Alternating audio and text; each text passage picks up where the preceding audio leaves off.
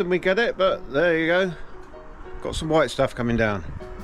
Hi, thought I'd do a quick video on this Indian dealer's story. Some of you may know the situation I've had personally in Cornwall. So the dealer situation to me is quite serious.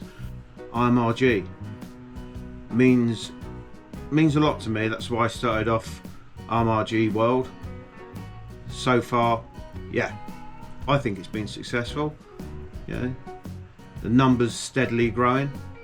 People are putting good content on there, sharing what they're up to, and that's the whole point of it. I do feel that certainly here in the UK, the IMRG's not being treated well ever since the introduction of IMR, which has just confused everything. But I'll talk a little bit about that, but in the comments if you want me to look at it more, or if people want to put comments on this as to what they think about the situation. It's when I bought my Scout in 2019, I got a nice pack from France, welcomed me to the IMRG with nice patch, nice pin badge. Yeah, and it all looked good. And then, without telling anybody, they brought in IMR. I can see what that is intended to do. I think it's changed the demographic of the customer, going for single riders 30 to 40. That's in my opinion. We then bought at the Darkhorse. Didn't receive anything when I got that from brand new. Didn't get any welcome pack or anything. Never had anything about the IMR. When this story appeared, I was skeptical. I did put it up on a few sites. I did say, if it's true that they're going to go direct to customer, then yeah, it's going to be a problem. A lot of people won't be happy with it. And then I said, if it's false, it's devastating if they don't squash it quickly. Put a statement out there saying it's not true. Now, it appeared on my YouTube quite quickly. I think I might have been one of the first to see it. Then I had people messaging me about it. I have friends all around the world, so I had a few messages coming up. I then contacted several people in America I know, and I was trying to get an email or contact for Polaris Press just to get a comment or to let them know this was going on, because it doesn't take long to get across social media. I also messaged the page in question. Now, he's called Throttle Blip. So yeah, I put a message on the video itself and just said, you know, if this is true, where did you get the information from? Could you point me to the article that you're quoting on your video? Obviously he never came back. Then I think it was about 10 minutes later, I've got a contact or an email for Polaris America. So I emailed them, basically saying exactly the same thing. Yeah, if it's true, it's a problem. If it's false, it's devastating if you don't squash it quite quick. If you give me a statement, I'll help push it out. 10 minutes later, the video came down, and 10 minutes after that, I had an email from Polaris UK asking me not to contact America. So, don't really know what's gone on there, but there you go. Anyway, so Throttle Blip, that one came down, and then we have the second one that was floating about, which is supposed to be computer generated. Exactly the same story.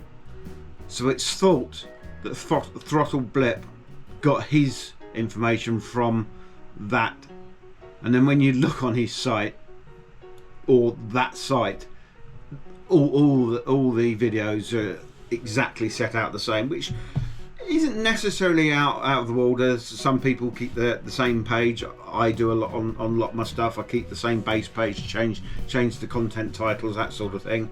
So yeah, it's not that unusual, but it does look a bit strange that it's exactly the same. The lettering's all in the same place. So yeah, so that one's thought to be computer generated. Left a message on that one. to date not had a reply. So I posted that information up and said, yeah, I think they are fake news. So then yesterday, Riding Fish Fred popped up with an official message from Polaris themselves saying yes, it is false, which is good news, very good news.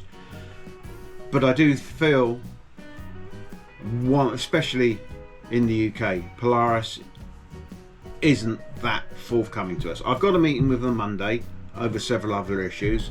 I have asked them for a statement. I don't know if they will talk to me about it. There's quite a lot of things I've got to go through with them. So I did send them another email just saying, look, if you want to comment now, it'd probably be better because we've got quite a lot to go through. Bearing in mind, I live in Cornwall in the UK, so they got about a 6-hour drive down to here. And as you saw with the weather, hopefully that doesn't affect it. Normally, snow down this part of the world is only around for a few days, but who knows? Sometimes it gets quite bad, sometimes it doesn't. So, fingers crossed, the meeting still goes ahead on Monday. So I'll do another video to let you guys know how that went. I'm delighted that that story was fake news, and hopefully everything moves forward. I love the Indian motorcycles, I love the brand, and to me the IMRG is very, very important, but it's not a local thing. The IMRG should be for travelling, sharing experiences with other IMRGs. Again, hence why I started IMRG World. So you can share your experiences, share what you're doing, the charities you're helping, and just get involved. That's all. That's what it's all about. But then I experience this when I go to Indian Bike Week in Minnesota. There's several IMRGs that go there, and they've been very gracious to me,